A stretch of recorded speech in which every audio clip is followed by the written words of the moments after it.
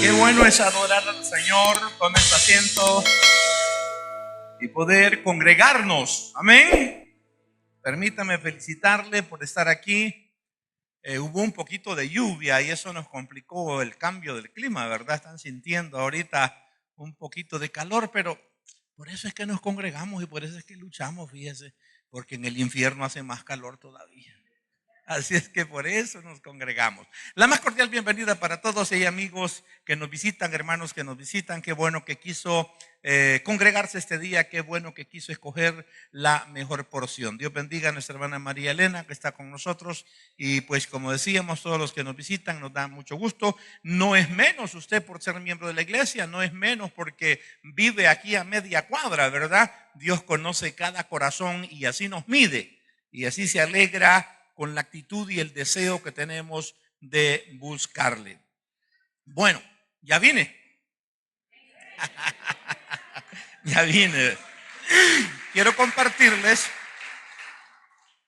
Bueno, tuve la oportunidad de estar en 3 cultos donde se está congregando la hermana Mayra. Gracias, Cristian. Donde se está congregando la hermana Mayra.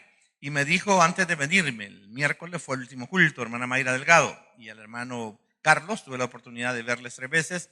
Me dijo, dígale a la iglesia, dígale a los que pregunten por nosotros, que nosotros estamos aquí alegres y felices, me dijo. Pero tenía los ojos húmedos. Sí, ella lógicamente se ha adaptado, le ha gustado, ahí está sirviendo en la iglesia, eso ha sido una bendición para los pastores ahí, hermanos, en Virginia, pero lógicamente hay melancolía, ¿verdad? Y recuerdos muy bonitos del trabajo aquí en la iglesia. Parece ser que el cierre de año por aquí va a estar, dice, para ver cómo va a funcionar la Santa Cena, el culto de dar gracias, y va a ser bien difícil sacar su corazón de aquí, pero Dios nos permitió, hermanos, pues estar en las iglesias en esta jornada. Mateo capítulo 21 del verso 33 al 46. Es una parábola la que vamos a estar leyendo.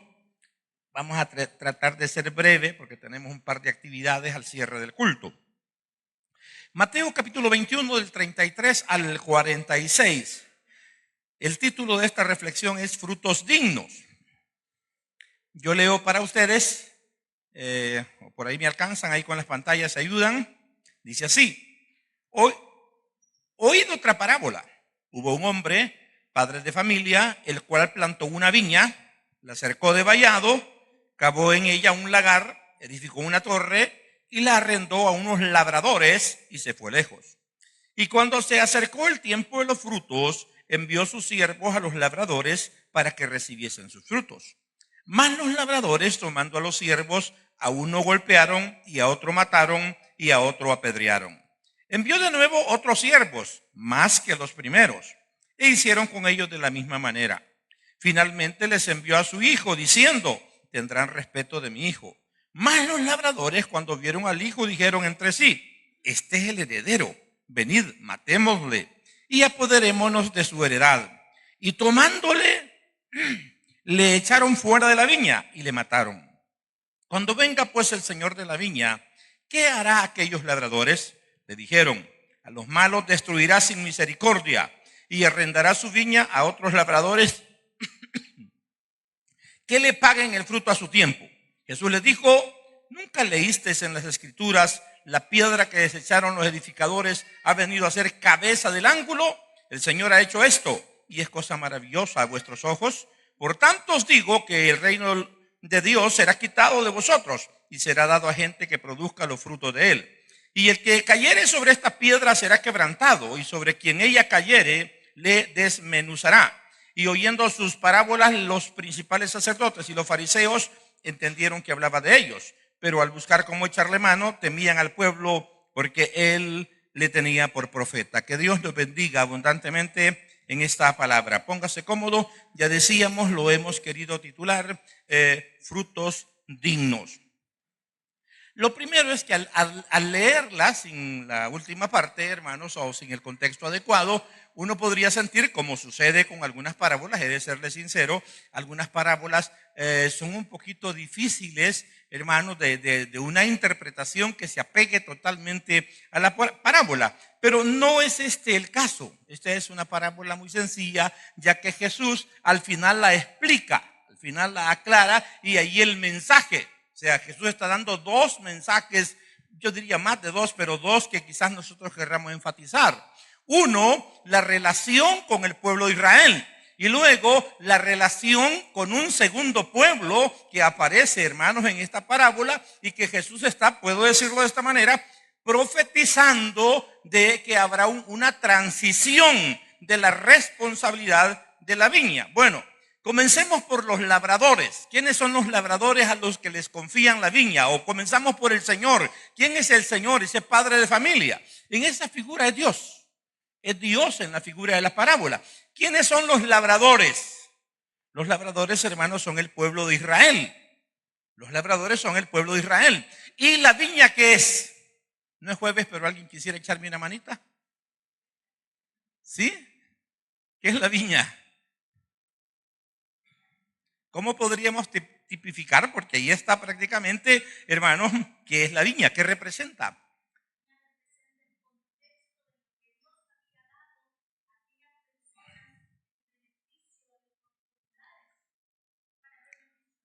Correcto. La viña sencillamente representa la relación que Dios estableció de confianza con un pueblo, que es el pueblo de Israel en este caso. Porque les recordaré lo que ya saben, hermanos, que en el Antiguo Testamento, si hablamos del pueblo de Dios, es el pueblo de Israel. Si hablamos del pueblo escogido, es el pueblo de Israel. Si hablamos del pueblo de las promesas, es el pueblo de Israel. Cuando decimos, por ejemplo, la profecía de Isaías, Emmanuel, que es Dios con nosotros, es un Dios con Israel. Nosotros lo hacemos nuestro y podemos hacer que trascienda, pero es un Dios con Israel. Entonces, en ese sentido, hermanos, la viña representa la responsabilidad que las personas tienen en esa relación con Dios, porque esa relación está rota, les recuerdo, por causa del pecado. Por eso se está usando esta figura, una viña que se preparó, una viña que no son dueños los labradores. Los labradores, permítame decirle, no tienen viña. Esto viene, hermanos, de una costumbre que no sé dónde se origina, y es una costumbre, yo diría, ancestral. Esto me está ayudando con la tosecita que me llevé para Estados Unidos y me la volví a traer. Yo creí que la iba a dejar por allá, pero no se me hizo posible. Entonces estamos hablando de una costumbre, hermanos, ancestral. La gente más joven, la gente de ciudad no sabe de esto, pero voy a tratar de explicárselo. Muchas personas tienen terreno, bastante terreno, y no tienen cómo cultivarlos. Y muchas personas no tienen terreno, pero saben cómo cultivarlo. Y entonces las personas que no tienen terreno van donde el que tiene terreno, o el que tiene el terreno va donde los que no tienen terreno y le dicen, ¿por qué no sembras aquí? ¿A de veras? ¿Me va a dar? ¿Cómo no sembrar? ¿Cuánto querés? ¿Una manzana, media manzana, 2 manzanas? ¿Cómo no? Vaya, pero el acuerdo es que cuando saques la cosecha, ¿alguien sabe cuál es porque hay una tasa para eso? No, la conocía, pero no la recuerdo. Hay una cantidad que le piden de la cosecha. Es proporcional a la cosecha. No le van a cobrar. Existen los casos donde se cobra, pero la más antigua tiene que ver con el fruto, con compartir el fruto. Y es un acuerdo de un porcentaje del fruto que esa persona le va a entregar al dueño. La pregunta es, ¿y por qué se lo va a entregar? ¿Por qué tiene que entregarle ese fruto? Porque el terreno no es de él. Levanten la mano a todos los que viven en casa alquilada. Dios les bendiga, solo uno. Dios les bendiga que todos tienen casa. Entonces, pero no, a algunos les dio pena levantarla. No se preocupe, si todos hemos alquilado, todos hemos tenido este chifonier de caja de cartón, la mayoría. Y Dios nos ha ido bendiciendo. Y Dios le va a bendecir, hermano, y va a tener su propia casa. Porque Dios es bueno. Amén. Entonces, hermano, a los que alquilamos alguna vez, ¿a cuántos les gustaba pagar el alquiler? Pero porque lo pagábamos. Hermano, no haga preguntas tontas. Pues porque la casa no era de nosotros. Porque no teníamos casa. Pues esto es exactamente lo que está pasando aquí. Es una figura la que se está dando en esta parábola diciendo Israel o los seres humanos no tenían viña.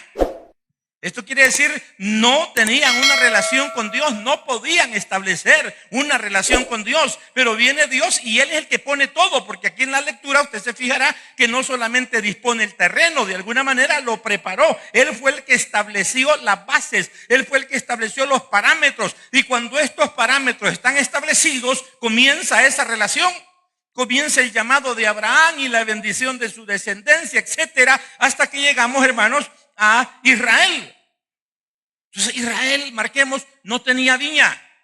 Esto es importante porque contiene un principio de mayordomía. Dios está diciendo, vamos a tener una relación, aunque no estamos en los mejores términos. ¿Por qué? Por causa del pecado. Por eso es que la Biblia nos hace entender que la ley no era suficiente. Necesitábamos llegar hasta el sacrificio, y solo después del sacrificio estamos reconciliados con Dios. Antes del sacrificio se nos está dando la oportunidad de tener una relación con Dios. En el caso de la gente que está antes de Cristo, tener una relación con Dios con ciertos beneficios. ¿Y por qué no decirlo? Cuando a alguien le dan una tierra en esa condición de arrendamiento, el mayor beneficio es del que la arrienda. No es del dueño, porque como el dueño es valga la redundancia, es el dueño del terreno, entonces puede ser que él diga, mira, te lo voy a arrendar por el 10% de la cosecha, por el 15% de la cosecha. Entonces la mayoría de la cosecha es del dueño, entonces, del que está haciendo el trabajo y que no tiene la viña. ¿Por qué no decirlo? En la relación con Dios, ¿quién sale más beneficiado? Y en la relación de esposos, ¿quién sale más beneficiado? ¿Alguna vez han pensado en eso? En la relación de esposos, hermanos, los dos se benefician mutuamente. Amén. Pero en la relación con Dios no es igual.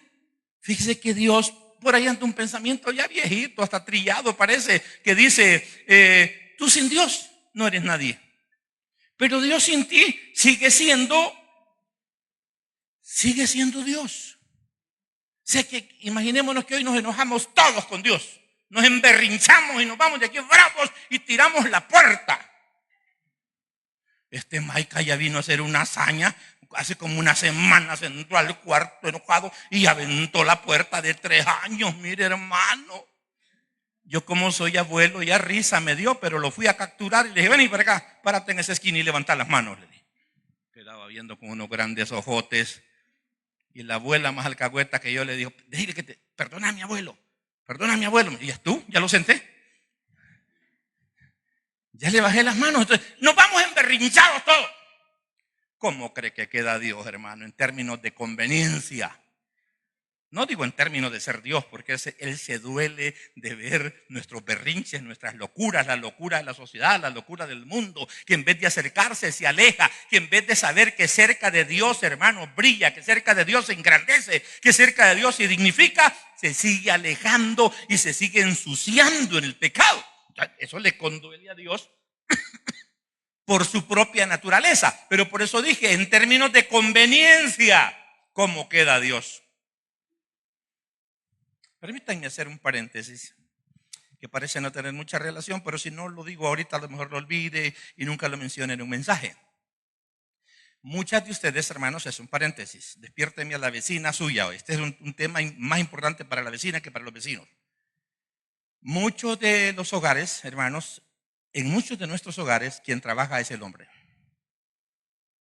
Bueno, perdón, trabajan los dos, pero quien recibe el dinero es el hombre. Porque una mujer en casa trabaja más que un hombre, en la mayoría de casos. Pero el dinero viene por el hombre. Estoy hablando de un hogar tradicional. Yo sé que hay otros hogares donde no, la dama trae el dinero o los dos traen el dinero. Pero en el tradicional el hombre trae el dinero.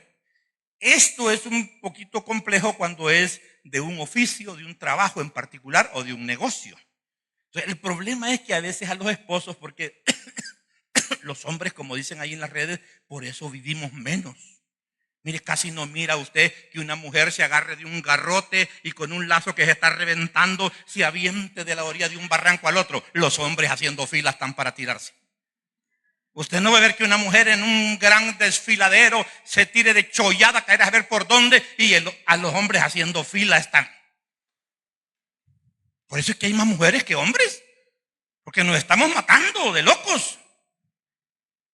Entonces su esposo se muere. Su esposo se muere mañana. Yo creí que algunas 10 iban a decir amén, pero no dijo nadie. No estaban tan dormidas, ¿verdad? Su esposo se muere y es el comerciante. Y es el del oficio. Entonces, ¿cómo queda usted?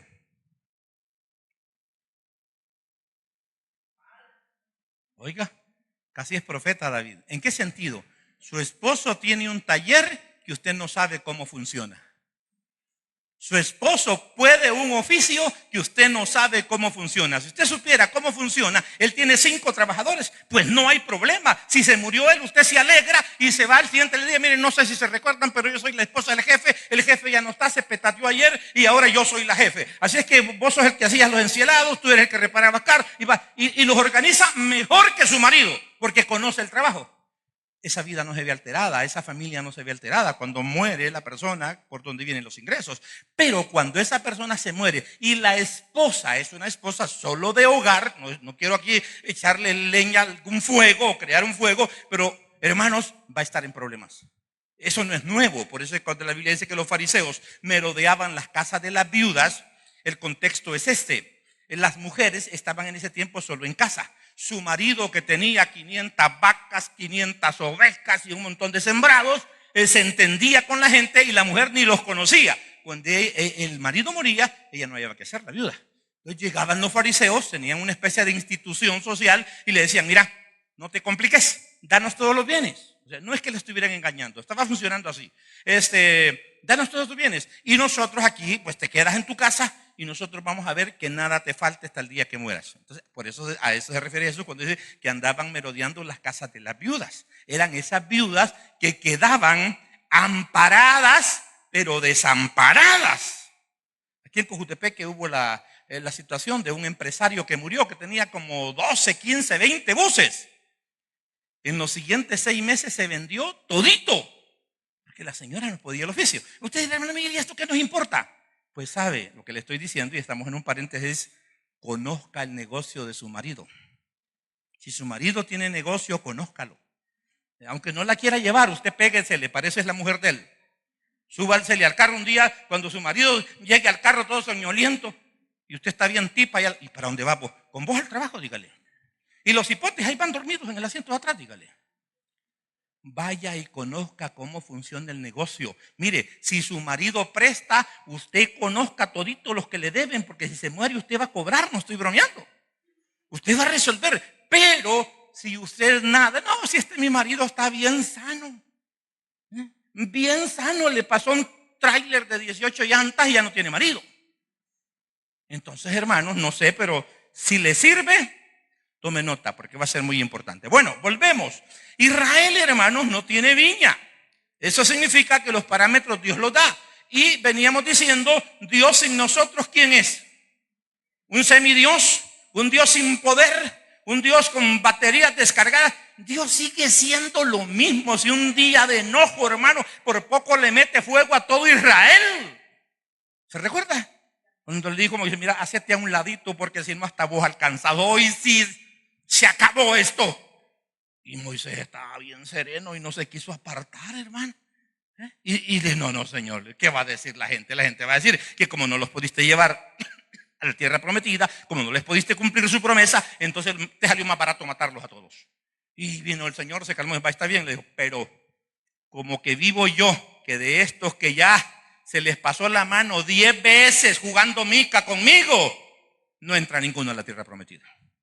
O sea, claro, Dios iba a oír a su siervo porque lo respeta también, pero iban a haber consecuencias. Entonces entendamos eso en esta relación, porque a veces, hermanos, ustedes confunden al pastor con Dios. Y ustedes dicen, que agradezca al hermano Miguel que venimos al culto. Si quiere, no venga. No es que no me importe, pero de pronto tenemos una actitud como el hijo adolescente. Los que ya han tenido hijos adolescentes saben de lo que estamos hablando. Como la hija adolescente que actúa como la reina de España, pero no puede hacer nada, no sabe nada, no se puede ganar $1. Entonces de pronto tenemos la actitud que no corresponde, que no es la más adecuada.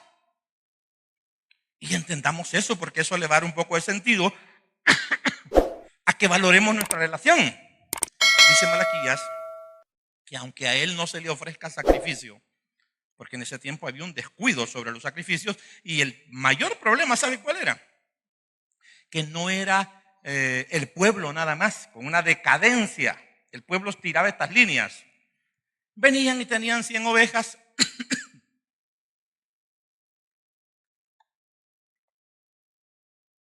y hoy se les desbarrancaba una. ¿Está aquí todavía? Se le desbarrancaba una oveja y en la desbarrancada la oveja se sacaba un ojo y se quebraba una pata. Esa oveja estaba medio muerta, esa oveja no servía para el matadero. Pero venía el tipo y decía, hey, la otra semana me toca ofrecer el sacrificio.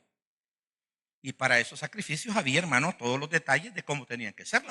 El animal tenía que ser sin defecto, pero había un deterioro en la relación con Dios, que venía el tipo y decía, la mantenía viva para llevarla al sacrificio. Entonces, voy a decir, entre comillas, está bien que el pueblo cayera en semejante decadencia, pero venía Dios y había adoptado a la familia de Leví como sus servidores y a los sacerdotes, y para ofrecer los sacrificios había un control de calidad, una supervisión, como quien dice que había alguien, usted pasaba con su animal que iba a sacrificar, y venía y mira, y este animal seco le vas a sacrificar al Señor, y venía y lo cuestionaba y lo mandaban de regreso si el sacrificio no era digno.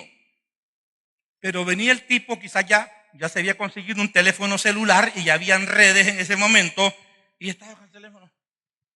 A vos te toca así, pasa. Y nadie se fijaba. Dios se molestó. Lee ese libro de Malaquí, es muy interesante. Dios le reclamó a los sacerdotes y a los levitas, le dijo, ¿ustedes acaso de balde cuidan mi casa? ¿Que ustedes no se encelan por nada de eso? Y ahí es donde el Señor indignado dice, miren, aunque no se me ofrezca sacrificio, aunque no se me dé ningún tipo de ofrenda, mi nombre sigue siendo grande desde donde nace el sol hasta donde se pone. En otras palabras, hermanos, ¿quién necesita a quién en esto? Nosotros. Entonces, ¿por qué Dios se interesa tanto? Es algo inexplicable, simplemente es amor de Dios. Entonces, ese privilegio de Israel, de ser Israel, el mismo Dios le dijo desde el Antiguo Testamento, no eres mejor que los demás pueblos. No eres mejor que los demás pueblos, pero a Jehová le plujo escogerte, llamarte.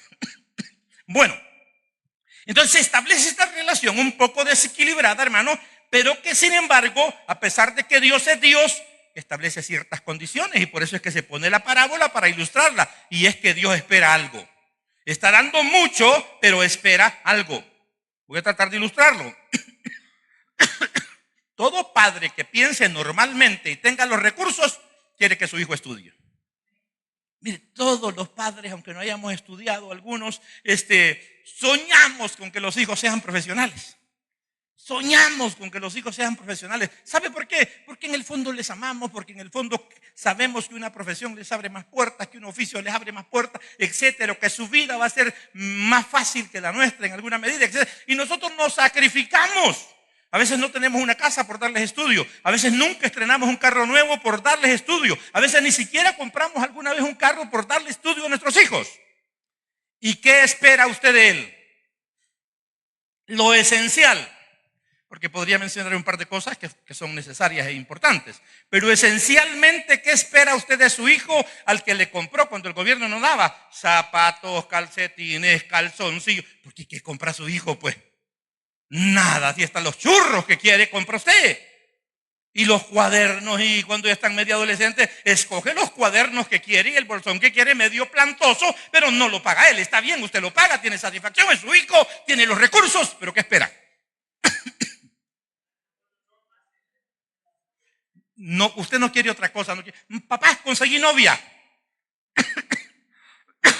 Claro, hoy día, así como está la cosa, también eso da mucha alegría. Porque si llega el bicho y le dice, papá, conseguí novio, se va de lomo usted. Los tiempos están difíciles, hermano, y requieren ayuno y oración. Y si quiere, ríase, pero está complicadísimo. Pero, buenas notas. ¡Ay! Mire, cuando ese cipote viene de 8 para arriba, y peor los que son más dedicados, de 9 y 10, no, hombre, si uno tiene barriga, pero a ver qué la hace de sacar el pecho de alegría. El día que le van a entregar las notas. ¿Cuántos han ido para que les den mal las notas de sus hijos? Eso es triste. Eso es feo. Eso en secreto lo quiere uno, no lo quiere en público. Entonces, lo que quiero decir es que siempre, a pesar del amor, a pesar del desinterés, siempre va a haber la necesidad de que haya cierto grado de responsabilidad de reciprocidad. Y en ese sentido, Dios está esperando el fruto. Por eso la parábola. O sea, lo normal es, ya dije, sé que hay personas sangronas, a lo mejor habrán personas que piden el 25% de la cosecha. ¿Sabe que en esos términos de que alguien arrenda un terreno por la parte de grano que le van a dar, en esos términos el dueño del terreno pone el abono? O sea, lo que pone el que acepta el desafío de sembrar el terreno es en realidad el trabajo. Pero el abono, algún veneno, lo que se necesite, el dueño del terreno lo va a poner. Por eso los términos de qué cantidad. Y en este caso no se menciona cuánto. Pero sabiendo cómo es Dios, yo creo que es como aquellas personas, porque las hay. Hay personas que le dicen, mira, sembralo y todo. Ay, me traes un poco de lotes para hacer atol. Hay gente así, hermano. Hay gente así, Dios les bendiga. Claro, tienen los recursos, porque si tiene gran necesidad no va a poder hacerlo. Pero hay gente así. Hay gente, hermanos, que cuando ve la necesidad de otros, le dicen, no, hombre, así déjalo. Así te dije $20, pero así déjalo. La otra vez te cobro. La otra vez me pagás. Pero aquí lo que significa es, hay una cantidad. Hay un compromiso y Dios espera ese compromiso. Imagínese que usted le dice a una hermana, le voy a alquilar una casita. Mire, yo como la veo a usted, pues así que es luchadora, dice, no de las de máscara, ¿verdad? Sino que se rebusca con el negocio y en el mercado, y que el uno y que el otro, porque, pues, ¿sabes? Es difícil, hermano. Usted dice, mira, hermana, se la voy a dar en $60. Hermano, hoy en Cojutepeque no se hallan casas ni de $150. Úpale, de los alrededores, buscando para el centro, van subiendo de $300 para arriba. Hay que irse allá por donde yo vivo, para que haya una de 200. Sí, pues los que no saben, yo vivo al otro lado del cerro, en la calle que va para Candelaria. En el campo ya. Se lo alquiló barato. Pero porque se lo alquiló barato, no quiere recibir sus $60. ¿Cómo no? Y qué bonito es, y yo se los he contado, aunque no, estas cosas no me las debiera contar, las que voy a contar ahorita.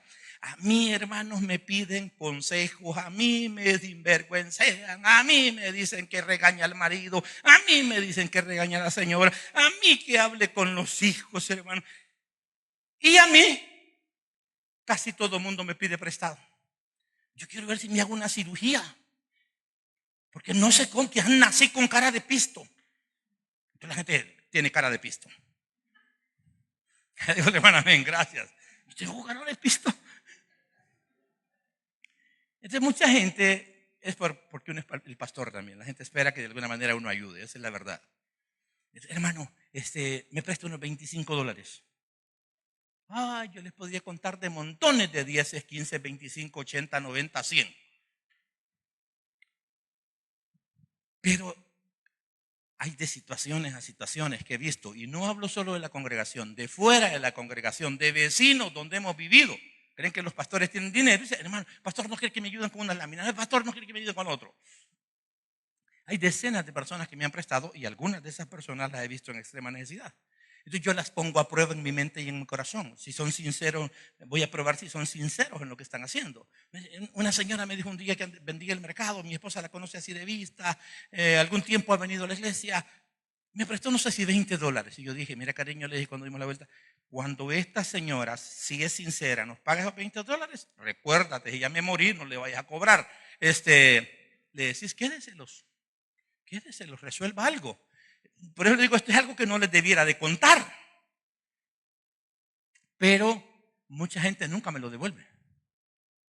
Entonces llegó a la conclusión que estaban mintiendo. O sea, cuando me dijeron que prestar esos $20, $30, $15, me estaban mintiendo. O sea, ya sabían en sus corazones que no iban a pagarlo. No, el pastor tiene que aguantar.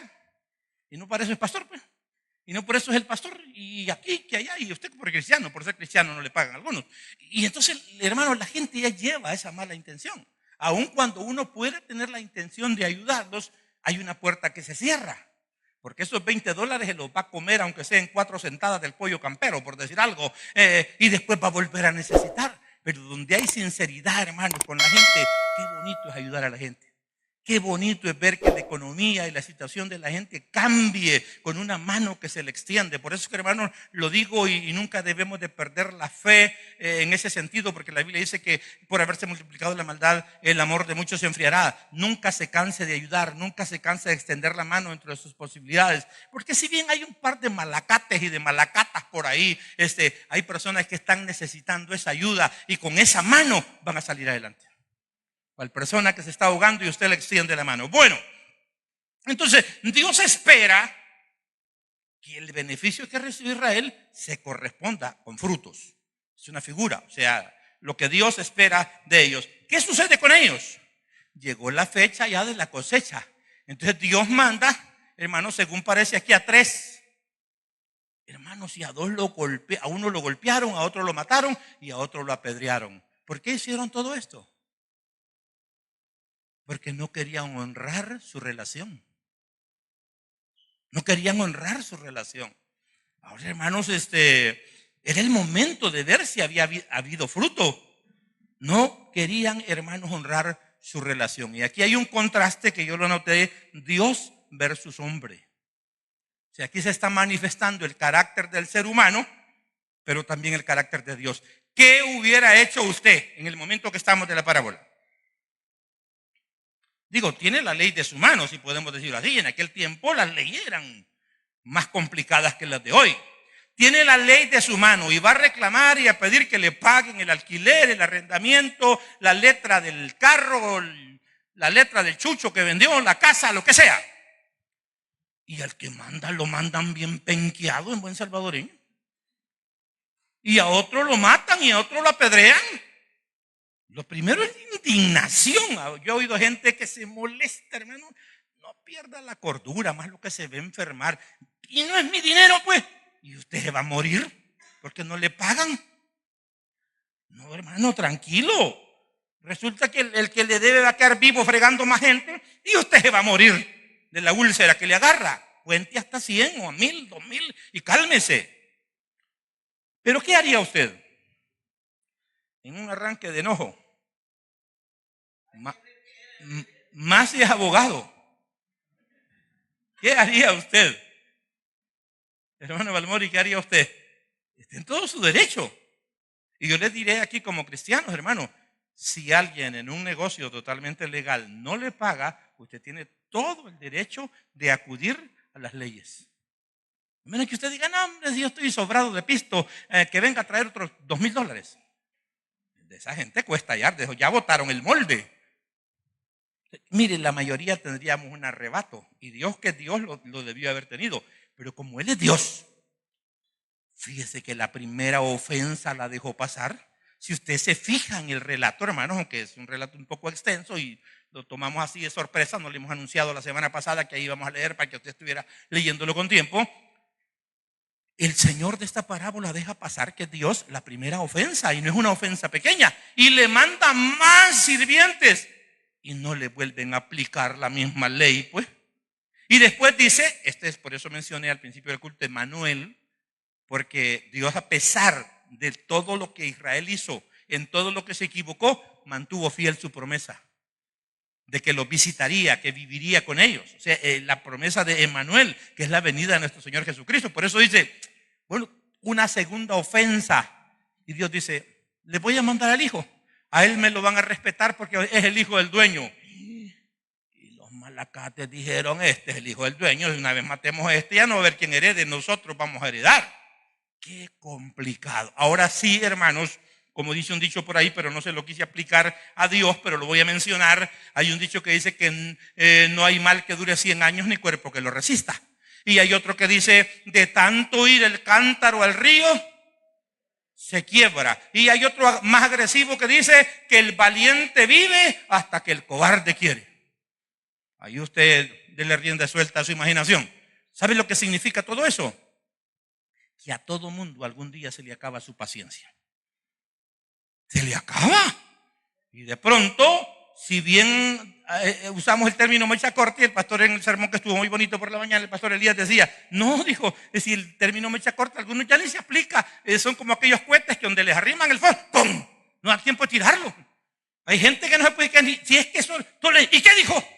ya van con la pescosada. Hermano, algunos tienen ese problema y tenemos que orarle al Señor por semejante situación. Pero Dios es paciente, pero esa paciencia se termina. El Antiguo Testamento nos enseña eso. Esa paciencia se termina y Jesús, ya cerrando la parábola, dice que va a ser el dueño del terreno, que va a ser el dueño de la viña, el que estableció esta relación con un desequilibrio que favorece al ser humano. No, les dijo, lo leemos literalmente: cuando venga pues el Señor de la viña, verso 40, ¿qué hará aquellos labradores? Le dijeron, y estos fueron los fariseos: a los malos destruirá sin misericordia y arrendará su viña a otros labradores que no le den nada. ¿Está conmigo todavía por ahí? Y arrendará su viña a otros labradores que le paguen el fruto a su tiempo. Esto nos habla, hermanos, de la forma en que Dios, no voy a usar el término ha desechado a Israel, porque cuando leemos en Romanos, el apóstol nos aclara y dice, no es que Dios haya desechado a Israel, no, sino que Él mismo puso dureza en sus corazones para que pueda entrar la plenitud de los gentiles. Pero nos habla de esa transición de una nación que se escogida al principio como pueblo de Dios y que ahora se va a abrir esta puerta de esta relación ventajosa, hermanos, para todos los gentiles. Y ya no va a ser una nación, ya no va a ser El Salvador, Honduras, que sea China, Estados Unidos, sino que va a ser un pueblo que va a ser ese pueblo porque tienen la misma característica de fe. Han creído en el Señor Jesucristo, han confesado sus pecados, han recibido a Jesús como su Salvador. Ahora bien, ahora somos el pueblo de Dios. Me encanta, me impresiona, me da calofríos cuando Jesús dice, bajando hacia Jerusalén, creo que es el capítulo 23 de Mateo, cuando dice, hermanos, que no va a venir de nuevo a ellos, que vuestra casa se os será dejada desierta. ¿Dónde estaba la presencia de Dios? ¿Dónde descendió la Shekinah de Dios cuando Salomón inauguró el templo? Pues en el templo, la que estaba antes en el tabernáculo. Entonces, esa gloria estaba ahí. Por eso es que el mundo entero viaja, los judíos viajan a la única pared que queda, hermano, del antiguo templo, del antiguo muro, porque creen que todavía hay algo ahí. Dios no está en las paredes. Dios no está en los edificios, es el lugar donde nos reunimos. Mire, cuando nos vamos de aquí, bien, salen las arañas, los murciélagos, y vaya, se fueron estos ruidosos. Y esto simple y sencillamente es un edificio consagrado para la alabanza y para la adoración. Pero Dios está en nuestros corazones, en nuestras vidas. No está en las paredes. Entonces, hermanos, dice, vuestra casa se os será dejada desierta. ¿Sabe lo que significa? Que la presencia de Dios no está en esa pared, ni está siquiera en Israel. Y no me veréis, dice, hasta que digáis, bendito el que viene en el nombre del Señor. Esta es una referencia a la conversión, hermanos. Es una profecía escatológica para la futura conversión de Israel. Pero antes de eso se van a estar convirtiendo los gentiles. Antes de eso se va a dar el arrebatamiento de la iglesia. Antes de eso el Espíritu se fue de allá a buscar a las personas que iban a recibir Jesucristo y sus corazones se iban a volver templo y morada del Espíritu Santo. Pero ahora bien, si lo puedo decir de esta manera, se ha transmitido la estafeta. ¿Saben de lo que estoy hablando con la estafeta? La carrera de relevo, sí tenía razón, son 100 metros. No sé cuántos metros, hay alguien esperando, arranca una persona corriendo con todo lo que tiene. Ya calentó, porque si no, los músculos le van a traicionar, se le van a adormecer, se le van a entubir, lo que sea. Arranca corriendo con todo y le da la estafeta, que es una cuestioncita así simbólica, bueno, física pero simbólica en el sentido de lo que representa, y hay alguien esperando ahí arriba, que es el relevo, y esa persona hasta comienza a correr antes para que no se pierda impulso. No es que este se detiene, mira, la llevas con cuidado, no, es que no es de detenerse. Esa persona comienza a correr y hay un punto en que se la puede cambiar. Ahora, ¿qué esperan los que eligieron a ese equipo de corredores de cada corredor? ¿Que corra? ¿Que corra? Entonces, ¿qué espera Dios? Voy a usar estas palabras. Un Dios que cambió de pueblo y dijo, le voy a dar la oportunidad a otro pueblo que no es una nación específica, sino que se va a formar como nación desde los diferentes pueblos. ¿Qué espera de nosotros Dios? se habla mucho de que los padres tenemos cierto conflicto, y yo creo que es real. Algún psicólogo por ahí lo podría confirmar. Los padres somos más duros con los primeros hijos. Los primeros hijos se llevan la peor parte de nuestra falta de experiencia de ser padres. ¿Saben de lo que estoy hablando? Porque uno no tiene experiencia. Entonces, los primeros hijos se llevan la peor parte. Al punto, voy a tratar de decir algo, porque el tiempo no es mi mejor amigo. Mire, usted a su hijo mayor o a su hija mayor, y no lo mandaba solo a la tortillería, pues. Y no lo mandaba solo a la escuela, solo le decía, te vas por la acera, y ahí iba el cipote a 1 kilómetro. Hoy no, ya viejos tuvieron una piedra de tropiezo, le llamo yo a los niños que nacen cuando uno está viejo. Ay, chineado lo llevan al kinder, en el lomo lo llevan a primero, segundo y tercer grado, hasta le mueven la quijada de abajo para que mastique. Y los hijos mayores lo desconocen. Papá, ¿y qué estás haciendo? El niño no se quiere dormir. Y papá, ¿y para dónde vas? Para el pollo campero. ¿Y por qué no hay comida aquí? El niño no quiere la comida de la casa.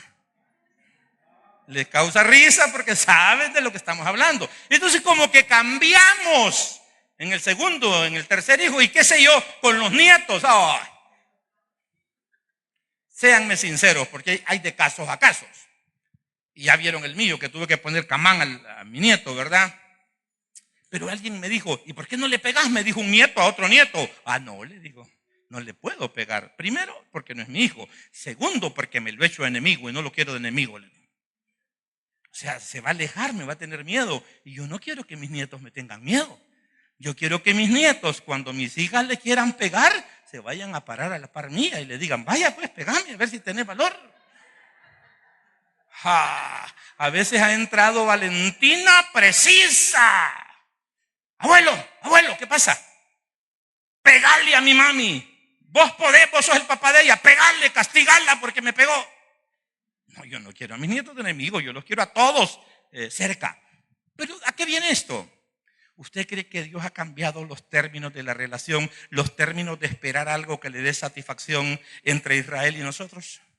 Ahora di, nada, es que nosotros no solo somos los hijos de Dios, ahora somos los nietos de Dios. Mire, en términos de ser amado, ya no le podemos pedir más a Dios, hermano. Dice, ya el salmista lo dice, ha hecho alejar nuestros pecados y nuestras rebeliones como está lejos el oriente del occidente. Mire, Dios no se vive acordando de nuestros errores cuando pedimos perdón. Lo borra de su mente y lo borra de cualquier lado y somos sus hijos amados. Y luego la máxima de San Juan 3:16, ¿verdad? Porque de tal manera amó Dios al mundo. ¿Quiere ser más amado usted? No se puede ya. Estamos al límite, es inexplicable. Pero eso no te exime de que tienes que dar fruto. Bien, vamos a la lectura de nuevo.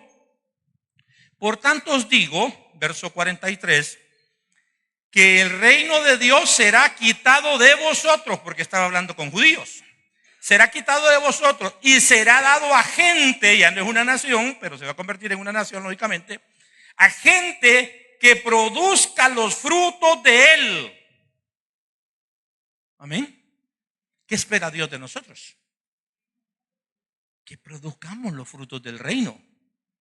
Que produzcamos, hermanos, esos frutos que son dignos de la gracia que hemos recibido.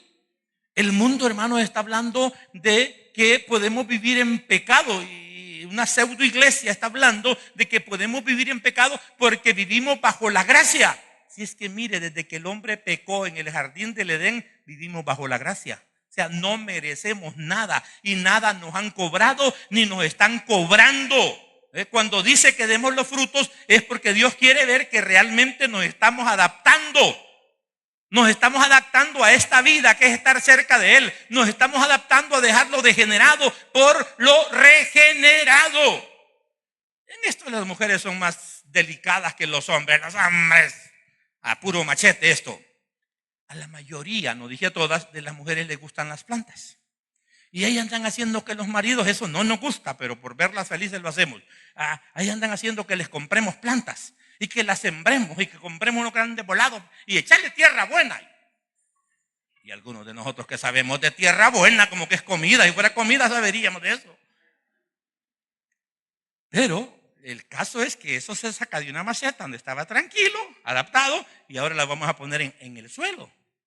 Y hay que tener un cuidado hasta de la cantidad de agua. ¿Y cuál es la expectativa de esa esposa o de ese caballero que le gustan mucho a las plantas? Porque hay hombres que les gustan mucho. A mí me gustan, pero no soy bueno cuidándolas. ¿Cuál es la expectativa? Ver que se adapte, ver que se asimile con esa tierra donde la pusimos. Y se nota porque las hojitas se alegran. Primero cuando la ponemos todas las hojitas achicopalan y de pronto comienzan a levantarse aquellas hojitas. Y mire, y yo no sé, yo quiero mandar una iniciativa a las asambleas para que zampen presos a toditos los que tienen vivero. Porque uno va y compra un palito que tiene limones. Uno va y compra un palito que tiene naranjas. Uno va y compra un palito que tiene mango. Solo lo siembra en la casa y no vuelve a dar. Yo no sé qué les hacen. O solo a mí me pasa. Allá hasta que están viejos hecho un mango. Alegría de uno como a los 9 años. Y cuando se lo venden viene con 3. Si uno viene, lo compra de pensar que va a pasar comiendo mangos cada 6 meses. Y se le caen esos manguitos a saber qué le meten. Y no nos dicen. Y no vuelve a dar nada. Pero entonces Dios lo que espera es, hermanos, ver que aquí ya no estás a la fuerza, sino que te alegra ser cristiano, que te alegra tu nombre en el libro de la vida, que te alegra ser oveja de su redil, que te alegra que digan, y usted es hijo de Dios. Oh, sí, por la misericordia de Dios. No lo merezco, pero soy hijo de Dios. Que te alegre, hermanos, las cosas espirituales y que lo carnal, lo mundano, para parecerte a Dios, tienes que aborrecer lo que Él aborrece y amar lo que Él ama. Y ese es el fruto que Dios espera. Y ahí es donde a veces, hermanos, nos quedamos cortos. Peor con este ataque en los medios sobre, usted está bajo la gracia, ya el pecado no es pecado, oye, el adulterio ya no es adulterio, la fornicación no es fornicación. Deje, si su hija le salió media loca, déjale que se haga loca completa. Hermanos, eso no es lo que la Biblia nos enseña. Algunos no entendieron lo último, pero es arameo puro. Ajá. Hermanos, ¿qué va a pasar con nosotros? O sea, Dios va a decir, bueno, ni modo, me salió malo el primero, pues hay que aguantar el segundo. No, si es que hubieron consecuencias.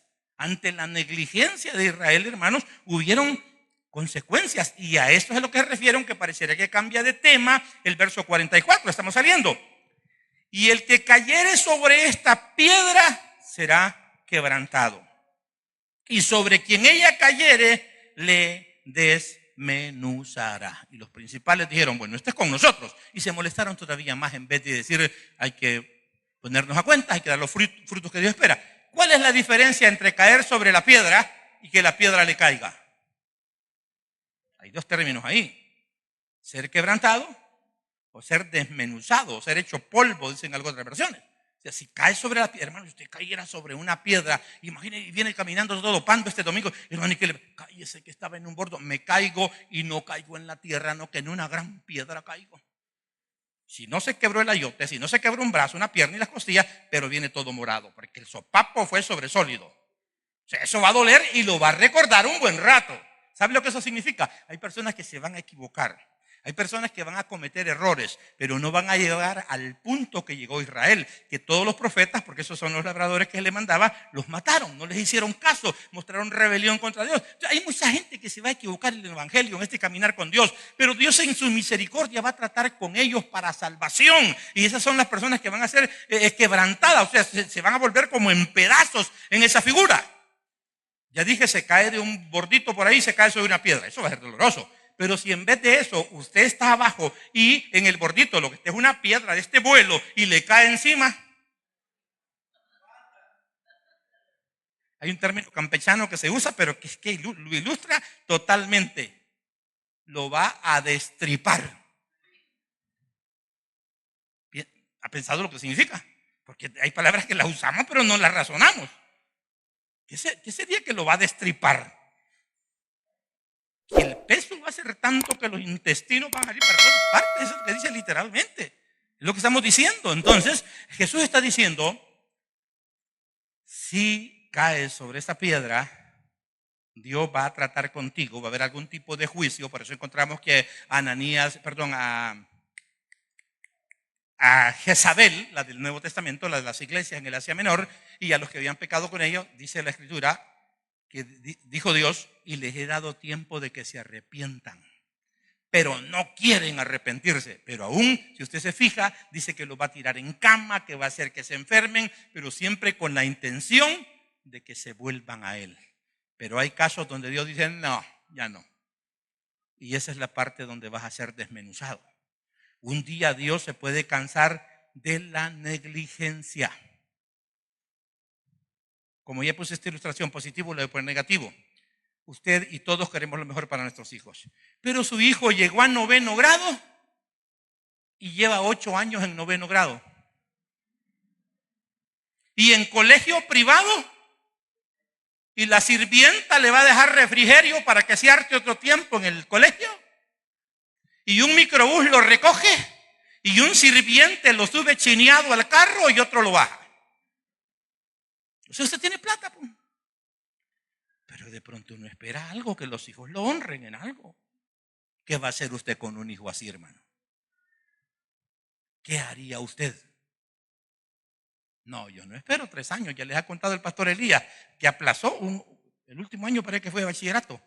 En esos días yo había comprado, porque siempre he sido emprendedor, había comprado una máquina de hacer bloques. No, lo mandé a hacer bloques. ¿Cuántos años tenías, Elías? Yo creo que 12 o 13. Y hermano, y tuvo valor. ¿Ve que no? Pues como 16 tenía. El hermano Saúl comenzaba a trabajar, pero el hermano Juan no había tenido haciendo cemento un montón. Entonces mi hijo, le dije yo, tenía su novia, la hermana Olinda, tápese los oídos. Y esa novia era de 1 año atrás. En mi enojo, no le dije palabras ofensivas, porque yo no me acostumbré, porque muy temprano al evangelio no me acostumbré a decir ese tipo de palabras. Le dije, bueno, ¿y vos qué estás esperando? Le dije. O sea que vos esperando a la novia aplazaste para graduarte con ella. ¿Y usted cree que me decía algo? Él tenía 16 años, haber estado enojado, pero yo estaba más enojado que él. Bueno, trabajar querés, lo mandé, le pagaba. Ay, pero cuando un hijo no ha trabajado y lo pone usted, no, hermano, yo lo castigué, lo puse a barrer. Ay, pero ahora, ay, Dios, hermano. Lavando trastos lo tengo con unos guantes hasta aquí, hasta con mascarilla para que no le llegue el olor del jabón. No, hermano, saque al sol ese sinvergüenza Aragán, que no le abunde en nada. Pero es que es mi hijo, hermano. Pues sí, pero usted va a morir un día y ni de sirvienta va a hallar trabajo, porque no puede hacer nada. No, yo, hermano, si eran 5 cipotes, 5 alcancías las que tenía estudiando. No, y se fue a trabajar. De ahí un día, y eso es lo bonito, la sinceridad. Y a veces no son ni tan sinceros, pero uno de padre por eso se parece a Dios, porque estamos hechos de imagen y semejanza. Uno cree. Y me dijo, papi, quiero otra oportunidad. Voy a aprovecharla. Y ahí está. Se graduó, pero tarde. Ya la novia no sé si se murió o qué, la que tenía. Y ahí apareció la hermana Olinda y me los sonsacó para que se casaran, y ahí están. Y ahí está sirviendo al Señor. Y ahí está como pastor, y yo me siento orgulloso de Elías y de todos mis hijos. Pero ¿qué? Tuvo que retomar el camino, tuvo que haber algún tipo de disciplina. Y eso es lo que Dios está haciendo. No te tomes a juego la relación con Dios. No te tomes a juego la paciencia de Dios. No te tomes a juego la misericordia de Dios. Aprovéchala. Aprovéchala, porque si no, Dios va a decir, basta ya. Y si basta, entonces no es que caíste sobre la piedra. Es que la piedra cayó sobre ti. Hasta Dios tiene un límite. De esa manera lo escribí. Quiero leer para ustedes, finalizar con eso, Romanos capítulo 11, del verso 20 al 24. Dice así, está relacionado con el tema que decíamos de los 2 pueblos. Bien, por su incredulidad fueron desgajados. Yo le voy a suplicar que usted lea en su casa mejor todo el capítulo para que entienda toda la idea. Bien, por su incredulidad fueron desgajadas, pero tú por la fe estás en pie. No te ensoberbezcas, sino teme. Porque si Dios, oiga, no perdonó a las ramas naturales, está hablando de Israel, a ti tampoco te perdonará. Mira pues, verso 22, pues la bondad y la severidad de Dios. La severidad ciertamente para con los que cayeron, el pueblo de Israel, pero la bondad para contigo, si permaneces en esa bondad, en lo que Dios espera, en los parámetros que le establece. Pues de otra manera, tú también serás cortado. Y aún ellos, no hay una puerta cerrada para Israel totalmente, si no permanecieren en incredulidad, serán injertados. Pues poderoso es Dios para volverlos a injertar. Porque si tú fuiste cortado del que por naturaleza es olivo silvestre y contra naturaleza fuiste injertado en el buen olivo, cuánto más estos que son las ramas naturales serán injertados en su propio olivo. O sea, se van a pegar más rápido, de ahí los cortaron.